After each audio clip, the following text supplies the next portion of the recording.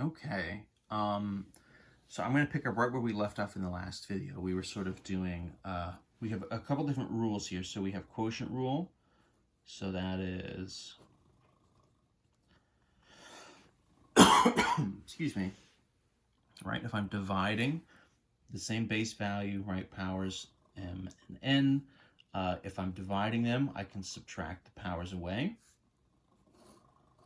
So that's my quotient rule. And then I have a couple definitions. So anything raised to the 0 is going to be 1. And anything raised to a negative power is going to be 1 divided by the base value raised to the positive power. So let's start here with some of these last ones. I want to run a few examples just with numbers here, just to kind of get used to what some of this stuff will look like. And then we'll double back and do some sort of quotient rule examples, you know, maybe even combined with some of our 8-1 rules. So for instance, right, let's say I have 2 raised to the negative 3. So I know that 2 cubed is 8. And again, your brain is going to tell you, at least at first, okay, I see a negative, so I should just write negative 8.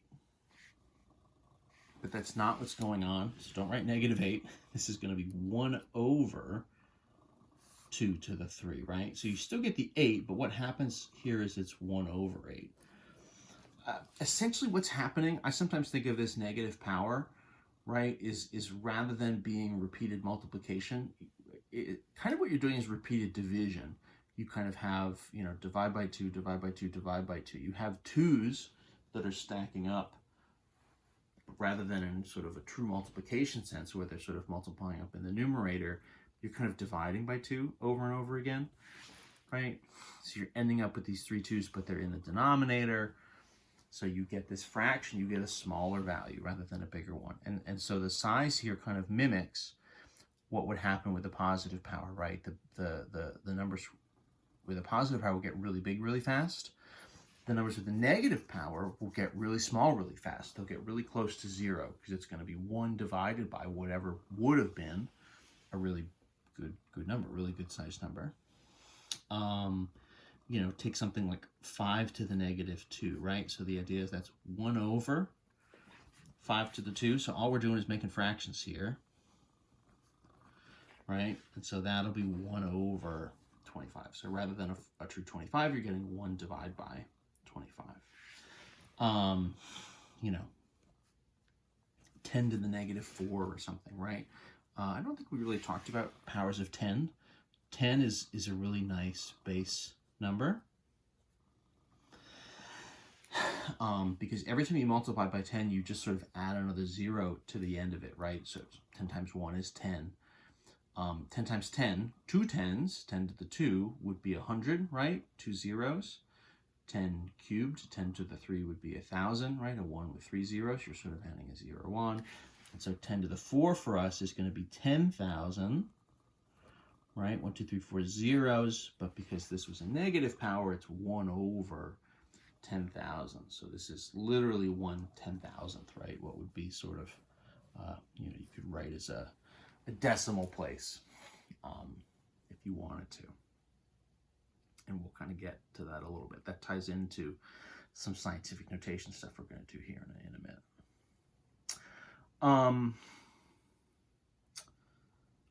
The other thing I'll say is like a special case is if you have 1 over 4 to the negative 2, as a for instance, right? So what would happen if I had a negative power, but it's actually already in the denominator? Now, in theory, right, this would be the same thing as like 1 over 1 over 4 to the 2. That's like technically what would happen. And so this would sort of be a flip and multiply example. This is going to become for us, right, sort of 1 times 4 squared over 1, which actually becomes 16. So if you have a negative in the bottom, you know, essentially what this becomes I sometimes think of these negative powers almost like they're little reciprocal buttons or something, right? So 5 to the negative 2. Do the reciprocal, right? Flip it, you get 5 to the 2 on the bottom. If you're on the bottom and you get a negative, what's going to happen is when you flip it again, I mean, in theory, you sort of write a fraction, but if you have a fraction over a fraction, when you unpack it, sort of flip and multiply, you're going to end up with this 4 squared up on the top as a positive, and so that's going to get us a 16. I don't think you'll see tons and tons of that in this class, but it's something that can happen, and it's something to keep in mind if you're headed towards more advanced algebra stuff in the future. A couple quick examples just with 0, right? So like anything raised to the 0 is 0, right? So what about 9 raised to the 0? I just said it wrong. Anything raised to the 0 is 1, right? What about 9 raised to the 0? 1, doesn't matter. What about 152,000 raised to the 0? It's 1. Anything raised to the 0 is 1. What about negative 23? In parentheses, right? Negative is in parentheses. What about a negative value raised to the 0? Anything raised to the 0 is 1. So negative 23 in parentheses, right? The negative is in parentheses. You get a positive 1. Everything gets wiped out. What if it's negative 23 raised to the 0 with no parentheses? This is the only time we need to be a little bit more careful because, again, remember, this means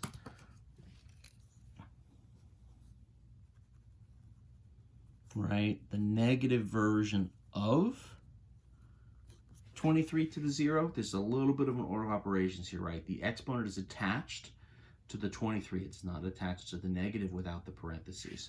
So 23 to the 0 is 1. The negative is still out in front. So in that case only, when you don't have a parentheses, you're going to get a negative 1. So watch out for that. So that's negative powers and some 0 power stuff.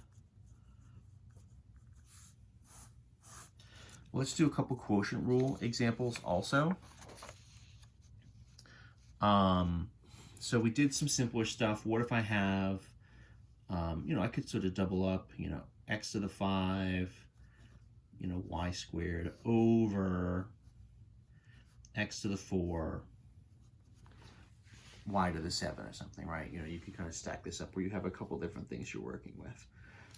So the idea is you're just going to sort of group by type, right? So x's to x's and y's to y's, you have to have the same base, right? And so in theory, you'll have x, you'll do the upper minus the lower, right? X to the 5 minus 4 times your y values would be 2 minus 7.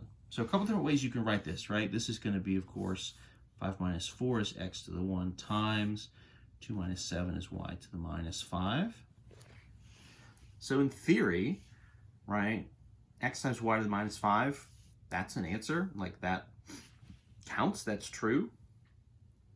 What you'll find, I think, is a lot of times when you get these types of setups, sometimes what they're going to want you to do is write your final answer so everything has a positive power. That's the most helpful version if you have to like sub any numbers into this. If this is some sort of formula representing something you're going to throw numbers into, then having it rewritten with positive powers is maybe the best form, because that way you're not trying to sort of flip it and rearrange and rewrite it with the number values. So this is really x, right, to the 1 times 1 over y to the 5, right? That negative power would be a 1 over y to the 5, and so this sort of kind of refractionizes as x, right, to the 1. I'm sort of just writing it as a single x over y to the 5, right? You end up with something kind of like that. The other way to expand this a little bit, you can throw some numbers in too. So maybe I've got 12a cubed, and let's get really wild. Let's call it, b to the minus 2 over 16, whatever, a to the 6, b to the 4 or something, right? So I've got positive powers, I've got negative powers, I've got numbers. This is like a little bit of everything. What you're going to do is sort of group together the A's and the B's. You're going to do quotient rule. We're going to just deal with the powers as they're written, and then we'll subtract, and then we'll just kind of rewrite as needed.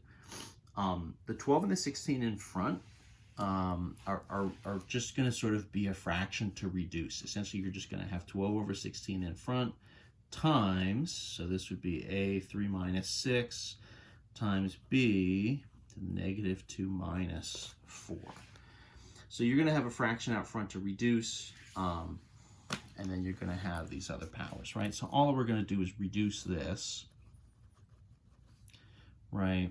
12 and 16, this would, if, you know, this would be whatever, 3 times 4, 4 times 4, the 4s are going to go, right? So that's going to reduce to just a 3/4. This would be a to what? The negative 3 times b to the negative 6.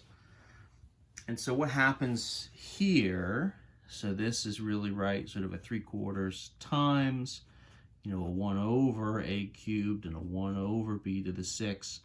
And so you can rewrite it back as one fraction. So your 3 is up top, and then 4a cubed b to the 6 is in your denominator, right? So it's just a matter of sort of taking those rules, kind of running it down. If you have numbers, right? So when we did numbers in front in the last section, we really were just sort of multiplying them or maybe raising them to powers. In this case, if they're stacked, well, it really is just part of a fraction, so reduce to lowest terms is the best we can do. You know, if they divide entirely into one into the other, great. That's even better. Cleans all the way up to a whole number. That sounds perfect. But if it doesn't, that's okay too. You're just going to sort of get some sort of fraction, clean up all your different exponents, do your quotient rule, sort of end up where you end up. If you've got negatives, rewrite them as fractions again with positive values on the bottom and go from there. That's going to be the move. Some of this you can kind of double check, and if you look back, right, kind of a cubed over a to the 6, right, you can imagine 3 a's and 6 a's. 3 of them are going to go, and then 3 will be left over on the bottom. That kind of syncs with what we had here. Stuff like having b to the negative 2 up top, you know, over b to the 4, you know, having the negative power there makes it a little bit tougher at first to imagine the cancellations, right? Because it's 1 over b to the 2, not just b to the 2 on the top. So doing the quotient rule, just sort of getting the values that you get and then cleaning it up from there, I think is helpful. So that's the move. You can, you know, in theory, do tons and tons of these. I think it'll be just sort of more of the same if I keep running examples. But as always, you can always send me a question if you get stuck on anything or you want to see some more. Next video, we're going to talk about scientific notation, which is sort of a shorthand for big and small numbers that uses both positive and negative powers as part of it. So I'll see you there.